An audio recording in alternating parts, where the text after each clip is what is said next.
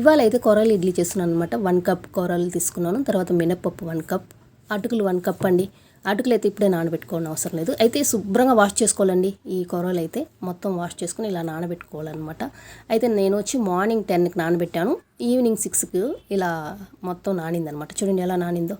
మొత్తం మిక్సీకి వేసుకుంటున్నాను అనమాట. అయితే మనం మిక్సీ వేసే ముందు ఒక 10 నిమిషాల ముందు అటుకులు నానబెట్టుకున్నాను. అది కూడా చూడండి ఎంత మెత్తగా నానిందో.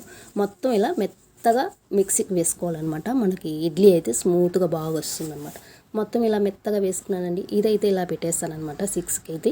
ఇంకా తర్వాత మార్నింగు ఇలా పొంగిందనమాట. చూడండి ఎలా పొంగిందో, సూపర్గా ఉంది కదా. అలాగే ఇందులో తగినంత సాల్ట్ వేసుకొని మొత్తం ఇలా కలుపుకొని ప్లేట్లు ఇడ్లీ చేస్తున్నానండి. ప్లేట్కి అయితే ఆయిల్ అప్లై చేసుకొని మొత్తం ఇలా వేసుకున్నాను అనమాట. ఇడ్లీ అంతా పిండి చూడండి ఎలా వచ్చిందో. ఇంకైతే ఆవిరి పెట్టిన నీళ్ళల్లో ఇలా పెట్టుకొని ఇడ్లీ ఉడికించుకున్నాను అనమాట. తర్వాత పల్లీల చట్నీ, సాంబార్.